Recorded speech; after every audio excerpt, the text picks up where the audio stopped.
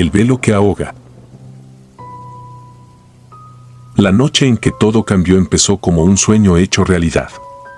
Era el 17 de marzo de 1998, la fecha que marcaría el comienzo de una vida compartida con Alberto, mi mejor amigo y el amor de mi vida. La ceremonia se llevó a cabo en una antigua iglesia de Veracruz, famosa por su arquitectura barroca y su historia que se remontaba al siglo XVIII. La atmósfera olía a cera derretida y las notas de incienso flotaban como un susurro en el aire. Los días previos, mi madre y las tías habían hablado sobre los rumores que rodeaban a la iglesia. Es un lugar de belleza y tragedia, decía la abuela mientras contaba historias sobre bodas que habían terminado en desgracia. No les di importancia. En ese momento, nada podía empañar mi dicha. O eso pensé. El vestido blanco con bordados de encaje había sido el de mi madre, restaurado con esmero. El velo, un manto de tul ligero, caía suavemente desde mi cabeza hasta la mitad de la espalda. Sin embargo, desde que me lo ajustaron aquella mañana, algo en él me resultaba incómodo. No era su peso, sino una sensación de que se pegaba a mi piel, como si un aire helado lo envolviera y se negara a abandonarme. La ceremonia comenzó entre murmullos reverenciales, las palabras del sacerdote apenas un eco entre las naves de piedra. Cuando entré, el sonido de mis pasos resonó por la iglesia vacía y sentí como el aire parecía temblar a mi alrededor. En el fondo, los asistentes se veían envueltos en sombras difusas y la única luz verdadera provenía de los enormes candelabros que colgaban como guardianes antiguos. Alberto me esperaba al final del pasillo, sus ojos brillantes con una mezcla de amor y nerviosismo. Caminé hacia él, y con cada paso, el peso en mi velo aumentaba. Al principio, lo atribuía al nerviosismo o a la falta de costumbre, pero conforme avanzaba, notaba que algo tiraba de él hacia atrás. Era un jalón insistente, como si alguien lo aferrara con una mano invisible. Cuando por fin me paré junto a Alberto y el sacerdote comenzó con las palabras de bienvenida, el peso se intensificó, hasta que sentí un tirón brusco que hizo que mi cuello se arqueara hacia atrás. Miré por el rabillo del ojo, y aunque sabía que nadie debía estar detrás de mí, no pude evitar girar un poco la cabeza. El aire se volvió gélido, y una presencia se adhirió a mi espalda, apretando como un abrazo macabro. Fue entonces cuando sentí una mano fría y huesuda que se posó en mi garganta. Un escalofrío recorrió mi columna y el sudor perló mis sienes. Intenté mantener la compostura, consciente de los ojos que se posaban en mí, pero la presión se volvió más fuerte, como si una figura enojada quisiera arrancarme de mi lugar en el altar. Los segundos se hicieron eternos. Todo en mi cuerpo gritaba que me girara y corriera, pero estaba paralizada, clavada al suelo como si hubiera echado raíces en el mármol. La voz del sacerdote se desvanecía, ahogada por el latido estruendoso de mi corazón. Fue entonces cuando lo vi. En un destello fugaz, entre la penumbra, una figura alta y delgada, vestida de luto, se reflejó en una de las ventanas laterales. Sus ojos eran dos pozos de oscuridad que me miraban con un odio tan profundo que sentí que me arrancaba el alma. Era una mujer, y su expresión desbordaba sufrimiento y rencor. El peso en mi garganta se hizo insoportable. De repente, sentí como los dedos invisibles aflojaban su presión y la figura desaparecía en el aire, dejando tras de sí un aroma rancio, antiguo, a flores marchitas. La ceremonia continuó como si nada hubiera pasado, pero yo no podía apartar la vista de la ventana donde la sombra había estado. El resto de la misa pasó en un borrón, y cuando llegamos al final, el "sí, acepto" salió de mis labios sin vida, como una marioneta.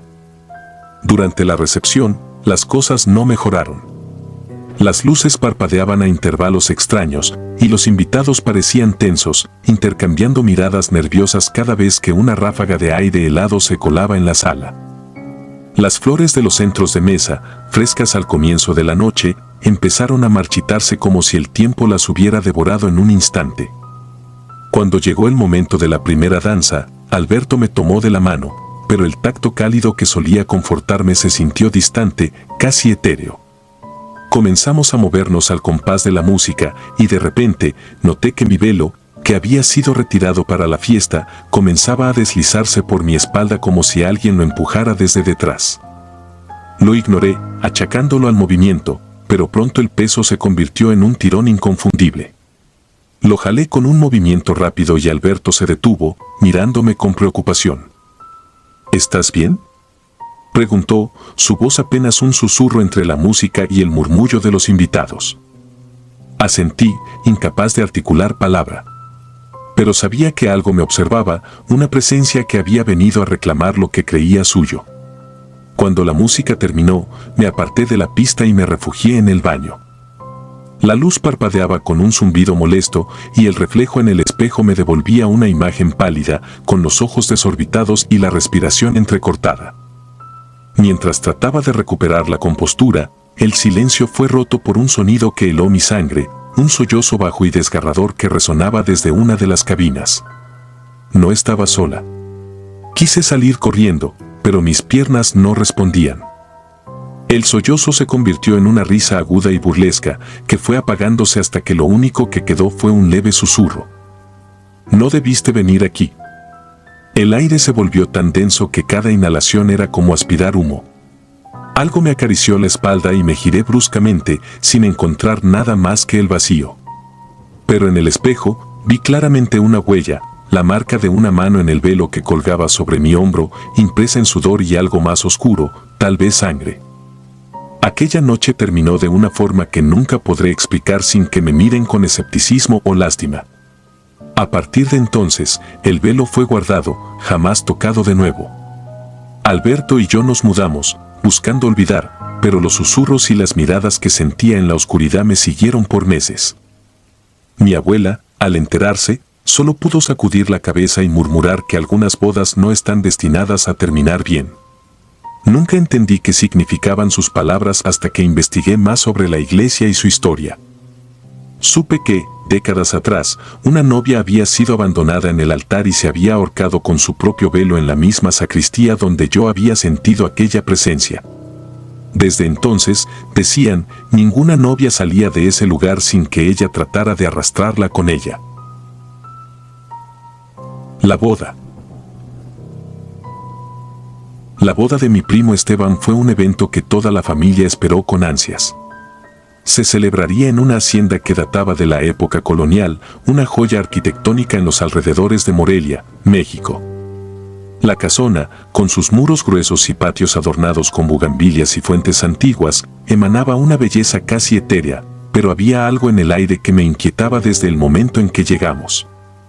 La mezcla de la piedra fría y los ecos interminables en los pasillos despertaban una sensación que no podía sacudirme, como si cada rincón de la hacienda observase, expectante. La ceremonia transcurrió sin problemas. Lucía, la esposa de Esteban, parecía resplandecer mientras caminaba por el pasillo con su vestido blanco, sus ojos brillaban llenos de amor y promesas. El cura, un hombre de rostro ajado y voz solemne, pronunció las palabras sagradas mientras el cielo empezaba a oscurecerse, tiñéndose de un profundo tono púrpura. Cuando finalmente los declaró marido y mujer, el aplauso y las exclamaciones de felicidad resonaron por toda la capilla de la hacienda. La cena se llevó a cabo en el gran salón. Las mesas redondas estaban cubiertas por manteles de lino y decoradas con candelabros de hierro forjado que chisporroteaban bajo la luz tenue. Todo se sentía como un cuento de hadas. Pero, como en toda historia oscura, las sombras también se hicieron presentes. Fue cerca de medianoche cuando la primera señal de lo extraño comenzó a asomarse. Estaba conversando con algunos primos cuando noté a una mujer sentada en una de las mesas al fondo del salón. Llevaba un vestido de novia, pero no era Lucía. Sus manos, pálidas y delgadas, descansaban sobre su regazo, y un velo amarillento y viejo cubría su rostro por completo. La observé por unos instantes, intrigado y un poco desconcertado.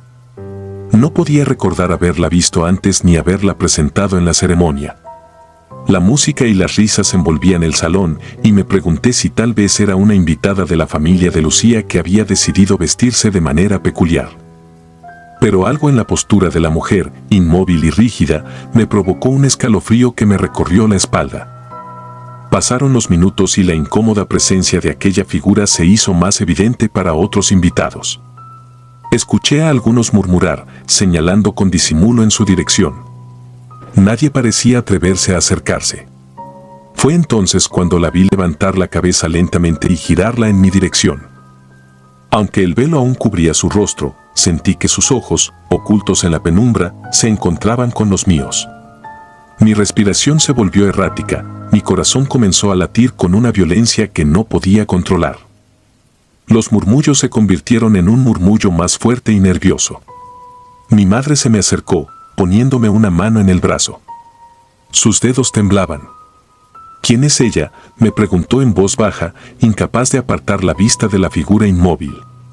No lo sé, respondí, intentando sonar tranquilo, aunque la piel de mis brazos se erizaba. El silencio que siguió fue como una losa, pesado y denso. La música se detuvo repentinamente cuando la banda, confundida, notó la tensión. El salón entero se sumió en un silencio absoluto que solo era roto por el suave crepitar de las velas. Decidí dar un paso adelante y caminar hacia la mujer. Cada paso que daba hacia la mesa vacía donde se encontraba la figura me parecía eterno. Podía escuchar el eco de mis propios pasos resonando en las paredes, como si la misma hacienda contuviera la respiración. Cuando finalmente estuve frente a ella, pude ver que el velo era tan antiguo que estaba rasgado en los bordes, teñido de un tono sepia, como si hubiese sido encontrado en el fondo de un baúl olvidado. Levanté lentamente mi mano, que no dejaba de temblar, y toqué el borde del velo. Lo aparté, despacio. Bajo la tela amarillenta, no había rostro. La silla estaba vacía. Un grito ahogado escapó de mi garganta y retrocedí tan rápido que casi caí al suelo. El salón estalló en un caos de gritos y confusión. La silla crujió y se balanceó hacia atrás como si alguien se hubiera levantado de ella con brusquedad. Pero no había nadie. Algunos invitados se levantaron apresurados y en un abrir y cerrar de ojos, la mesa donde estaba la figura quedó completamente destrozada, los platos rotos y los candelabros volcados. Los rumores se desataron y mientras la noche se deshacía en susurros y miedo, una anciana que había trabajado en la hacienda durante más de 50 años tomó la palabra. Sus ojos, cargados de un saber antiguo, se llenaron de lágrimas mientras relataba la leyenda de la novia abandonada. Esta hacienda fue testigo de una tragedia, dijo con voz quebrada. Hace más de un siglo, una joven fue dejada en el altar. La desesperación la llevó a encerrarse en una de las habitaciones de la casa y jamás volvió a salir. Dicen que su espíritu vaga en busca de respuestas, apareciendo en bodas para robar la felicidad que ella nunca tuvo. La hacienda, ya cargada de un aire pesado, parecía oprimirnos más. A lo lejos, en un corredor apenas iluminado, juraría haber visto el destello de un vestido blanco que se esfumó en un parpadeo. Nadie se quedó para averiguarlo. La fiesta se deshizo en cuestión de minutos, con los invitados huyendo al amparo de la noche, temerosos y susurrando oraciones. Los días posteriores fueron una maraña de preguntas sin respuesta. Lucía cayó enferma, febril y delirante, y los doctores no encontraron explicación. Siento que algo me sigue, repetí en sus escasos momentos de lucidez. Mi primo Esteban, con ojeras tan profundas que parecían no haber dormido en días, confesó entre lágrimas que a menudo sentía el frío tacto de una mano sobre su hombro en la oscuridad de la noche. Los rumores de la hacienda y su novia ausente se expandieron por Morelia, y pocos se atrevían a hablar de ello sin persignarse. Yo, por mi parte, aún recuerdo ese rostro cubierto por el velo que nunca llegó a mostrarme quién era realmente. Pero cuando cierro los ojos por la noche, puedo sentir la misma mirada invisible, observándome desde algún rincón oscuro, reclamando lo que la muerte le negó. La novia. El día que mi hermana Camila se casó fue una fecha marcada en el calendario de nuestra familia como el punto de inflexión. No solo por la boda en sí, sino por lo que presenciamos esa noche y cómo alteró nuestras vidas para siempre. Todo comenzó como cualquier celebración, entre risas y la alegría desbordante de los invitados. Las luces cálidas colgando en guirnaldas sobre las mesas y una brisa fresca filtrándose a través de las ventanas abiertas del salón antiguo en el centro de Guatemala. El lugar había sido elegido con cuidado. Una hacienda con más de un siglo de historia, con techos altos y un salón de baile que había albergado innumerables celebraciones. Pero también tenía sus historias, susurros que se apagaban rápidamente cuando se mencionaban nombres y fechas que nadie osaba recordar. El banquete transcurría sin sobresaltos. La música envolvía a los presentes y el tintineo de copas brindando llenaba el aire. Yo me encontraba observando a Camila, radiante en su vestido marfil, riendo junto a su nuevo esposo, un hombre alto de semblante serio llamado Esteban. Todo parecía encajar, hasta que noté un detalle que me congeló la sonrisa en el rostro. Al fondo del salón, en una esquina oscura parcialmente cubierta por las sombras de una columna tallada, estaba una mujer que no había visto antes. Su figura era alta y delgada, y vestía un vestido de novia antiguo, de aquellos que llevaban las mujeres en el siglo pasado, con mangas largas y un encaje amarillento que parecía haberse fundido con su piel pálida. No se movía, simplemente observaba, sin pestañear, con unos ojos oscuros que parecían dos pozos sin fondo. Al principio, intenté ignorarlo. Pensé que podría ser alguna invitada excéntrica, alguna pariente de Esteban que no había visto antes. Pero conforme avanzaba la noche y la música subía de tono, mi mirada volvía a ella como atraída por una fuerza que no podía controlar. No se movía, no parpadeaba. Y lo más perturbador, nadie más parecía notarla. Me acerqué a mi madre y le susurré al oído, señalando con disimulo hacia la esquina. ¿La ves?, le pregunté, intentando que mi voz sonara relajada. Mi madre frunció el ceño y miró hacia donde apuntaba, pero en cuanto sus ojos recorrieron el lugar, negó con la cabeza, su expresión cargada de confusión. ¿A quién?, replicó, antes de regresar su atención al brindis que se llevaba a cabo en la mesa principal. Un escalofrío me recorrió la espalda, helando mis huesos. Comencé a sentirme mareado, el aire parecía volverse espeso, como si el salón mismo respirara con dificultad. Decidí alejarme de la multitud y buscar aire fresco en el pasillo exterior, donde la música y las risas se disipaban en el eco de la noche. Mientras caminaba, miré una vez más por el rabillo del ojo. La mujer seguía allí, observándome. Esta vez, parecía que su sonrisa se había curvado en una mueca mínima, apenas perceptible. Sentí como mi corazón se aceleraba hasta el punto de casi doler. Sabía que lo que estaba viendo no era normal, no era parte de la realidad que compartíamos todos en ese salón iluminado. Algo antiguo y oscuro estaba presente. En el pasillo, inhalé profundamente, intentando calmarme. Fue entonces cuando una anciana encargada del servicio, que parecía haber salido de ninguna parte, me miró con ojos cansados y arrugados. ¿La has visto, verdad?, preguntó, su voz apenas un murmullo, pero cargada de un peso que me paralizó. Asentí lentamente, sin saber qué decir.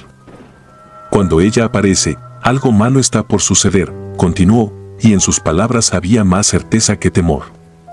Antes de que pudiera pedirle más explicaciones, se dio la vuelta y desapareció por el pasillo, dejándome con la garganta seca y un nudo creciente en el estómago.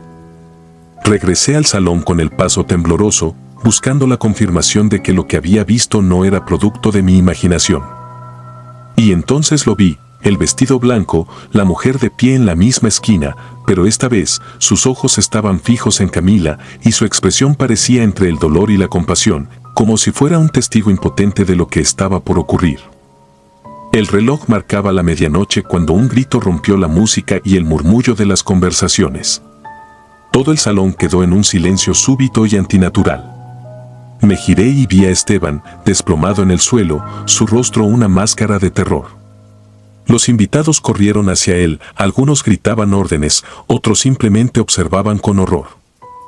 La confusión se transformó en caos. Yo no podía moverme, mis pies estaban anclados al suelo. Miré a la esquina, pero la mujer había desaparecido, dejando un vacío aún más aterrador en su ausencia. Horas más tarde, la ambulancia llegó, y con ella la noticia que cortó nuestra alegría en seco. Esteban no respiraba, y aunque intentaron reanimarlo, nada pudo hacerse. Los doctores mencionaron una arritmia súbita, un fallo inexplicable en un hombre joven y saludable. Pero yo sabía, en lo profundo de mi ser, que había sido algo más, algo que no podía explicarse con palabras ni ciencia. Al día siguiente, mientras el sol de la mañana apenas calentaba la fría fachada de la hacienda, decidí hablar con los dueños del lugar. Una pareja de ancianos que habían heredado la propiedad hacía décadas. El hombre, de mirada dura y voz rasposa, escuchó mi relato en silencio. Cuando mencioné a la mujer del vestido de novia, sus ojos se estrecharon y su mandíbula se tensó. «La han visto antes», admitió finalmente, cruzando los brazos como si un peso invisible lo aplastara. «Aparece cuando la unión que se celebra está condenada. Su historia es tan vieja como esta casa. Una novia, engañada y traicionada, que fue encontrada sin vida aquí hace más de 100 años, el día que debió ser la celebración de su amor». El silencio se apoderó de la habitación y pude sentir cómo el terror se colaba en cada rincón, en cada sombra que proyectaban las ventanas polvorientas. No había nada más que decir. La boda de mi hermana se convirtió en un recuerdo envuelto en luto, una advertencia silenciosa sobre los lazos que se sellan bajo los ojos vigilantes de aquellos que ya no pertenecen al mundo de los vivos. Y así, la imagen de aquella mujer, de pie en la esquina, con su vestido amarillento y su mirada vacía, quedó grabada en mi memoria como una marca que no se puede borrar.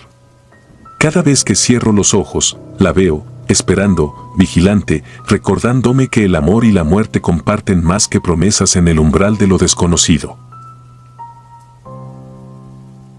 La novia de la esquina. El salón estaba decorado con luces suaves y flores blancas, creando un ambiente de ensueño que hacía brillar el rostro de mi hermana menor, Ana. Su sonrisa radiante y el brillo en sus ojos me llenaban de una mezcla de felicidad y melancolía. Desde pequeños, habíamos compartido todos nuestros secretos, y ahora, verla vestida de novia, a punto de sellar un nuevo capítulo en su vida, me hacía sentir orgullosa y vulnerable al mismo tiempo. La ceremonia había transcurrido sin problemas, con el eco de la música en vivo y los murmullos emocionados de los invitados. Sin embargo, en cuanto la recepción comenzó, algo en el aire cambió. Era una brisa helada que recorrió mi espalda y me hizo temblar, como si alguien hubiera dejado una ventana abierta en la noche. Observé a mi alrededor, buscando el origen de esa inquietud, pero no había nada fuera de lo común. Solo las risas y el tintineo de las copas chocando entre sí. Mi madre se acercó para recordarme que debía encender una de las velas principales, una tradición familiar que simbolizaba la unión de ambas familias. Tomé la vela, mi mano temblaba más de lo que me gustaría admitir y avancé hacia el candelabro al fondo del salón. Fue en ese momento cuando la vi. En la esquina más oscura de la sala, una figura de pie observaba en silencio. No había movimiento, ni siquiera un parpadeo. Una mujer vestida de novia, con un traje que parecía arrancado de otra época. Sus encajes amarillentos y el velo desgastado le daban un aspecto fantasmal, como si hubiera emergido de entre las sombras mismas. Sus ojos, oscuros y fijos, perforaban el espacio, y aunque la distancia entre nosotras era considerable, sentí como su mirada se clavaba en mí como un cuchillo helado. Tragué saliva y parpadeé, esperando que fuera un juego de luces, pero la mujer seguía allí, inmóvil, con una expresión que no era fácil de leer. No era tristeza ni enojo, sino algo mucho más inquietante. Una especie de resignación macabra. Decidí apartar la mirada y continué con la ceremonia de encender la vela, pero mi mente no podía sacarse la imagen de la mujer de la cabeza. Me acerqué a mi madre y le susurré al oído, tratando de sonar casual: ¿viste a la mujer en la esquina? Su ceño se frunció por un momento, y luego se obligó a sonreír para no alarmar a nadie. ¿De qué mujer hablas?, me preguntó con una preocupación apenas disimulada. Intenté señalar, pero cuando volví a mirar, la esquina estaba vacía. El frío que había sentido antes ahora se intensificó, como si algo en el aire estuviera marcando el inicio de una tragedia. La música seguía, los invitados bailaban, y Ana reía mientras su nuevo esposo la giraba por la pista. Pero yo no podía ignorar la sensación de que alguien nos observaba desde las sombras, alguien que no pertenecía a este mundo. Me retiré al baño, necesitaba mojarme la cara y recuperar la compostura. Cuando levanté la vista al espejo, el reflejo detrás de mí me hizo casi caer al suelo. Allí estaba ella, la novia espectral, de pie en la entrada, mirándome. Sus labios apenas se movieron, pero el murmullo gélido que emitió no dejó lugar a dudas. Esta unión está maldita. El espejo se empañó de repente, como si un aliento helado lo recorriera, y cuando giré para enfrentarla, no había nadie allí. Pero la marca de una mano, débil y transparente, quedó impresa en el vidrio por unos segundos antes de desvanecerse. Regresé al salón tambaleándome, buscando una explicación, una razón lógica. Pensé en las historias que mi abuela solía contar sobre el espíritu de la novia de la esquina, una mujer que había muerto el día de su boda hace casi un siglo, traicionada por el amor de su vida. Se decía que su espíritu aparecía solo en bodas malditas, donde la unión no era aprobada por las fuerzas que no comprendemos.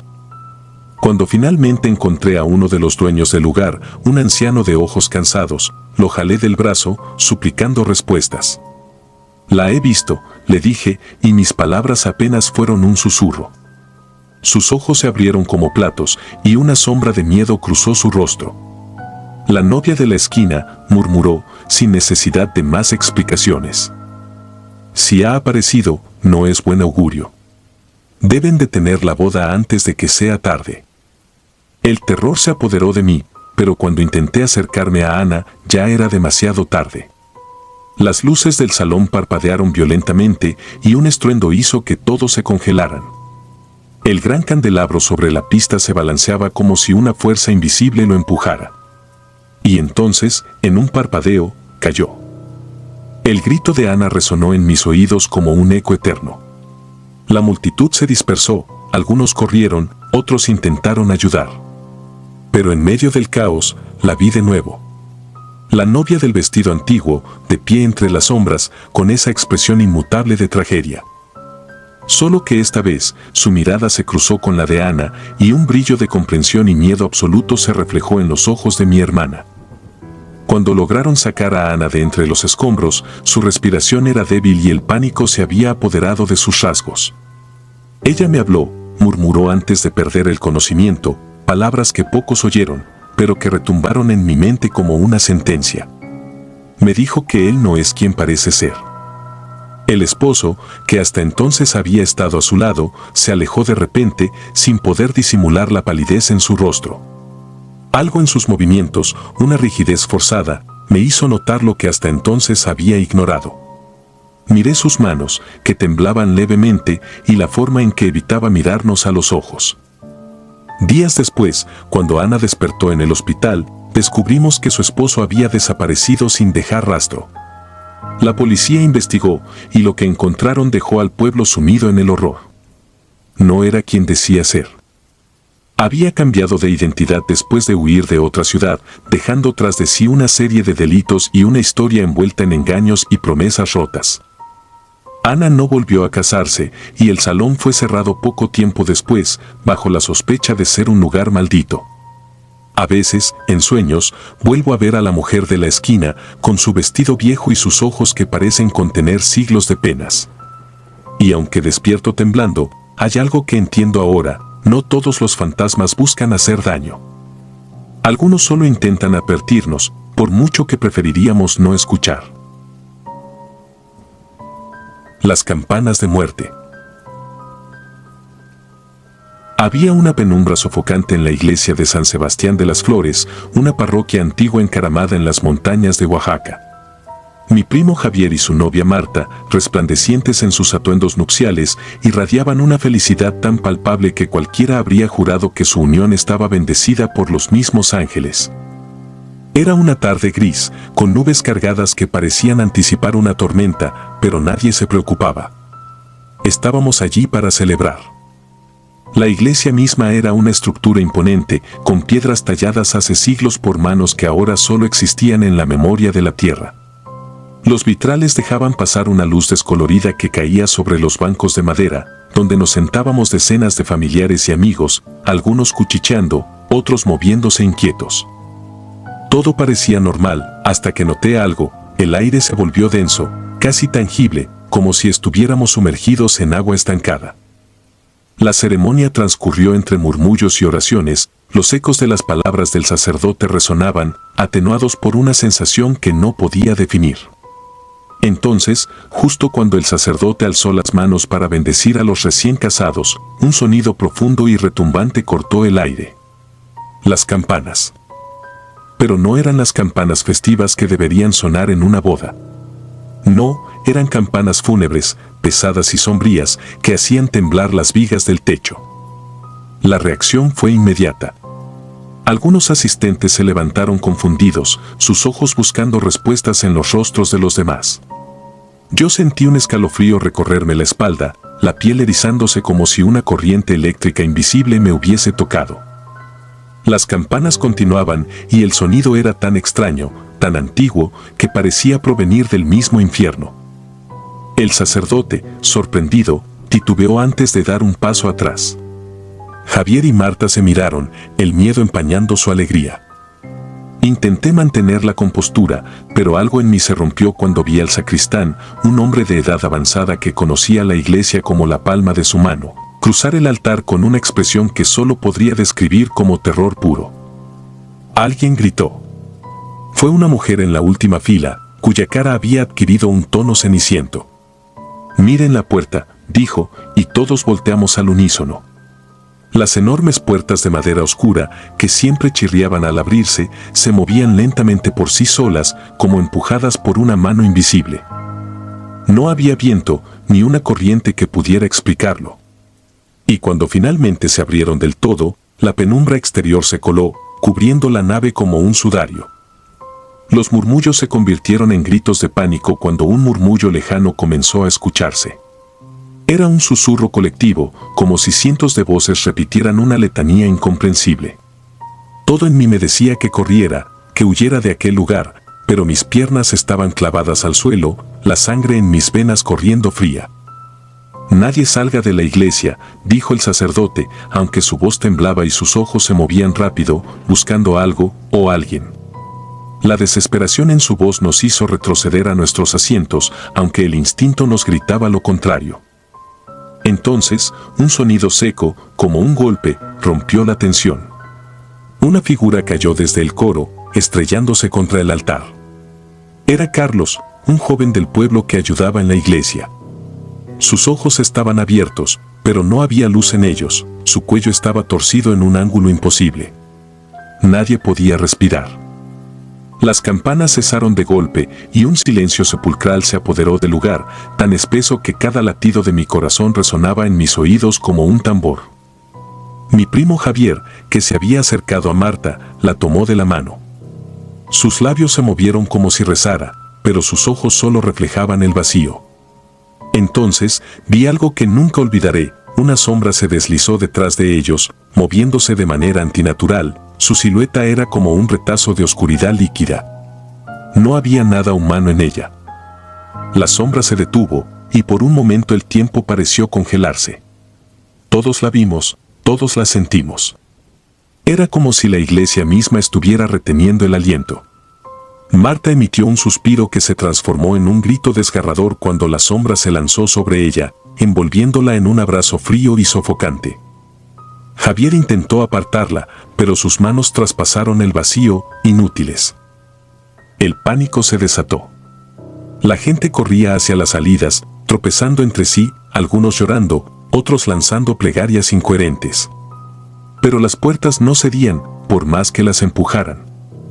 Estábamos atrapados, y la sombra, alimentada por el caos, se multiplicaba en formas indescriptibles que surgían desde las esquinas y los arcos, llenando la iglesia con una oscuridad palpitante.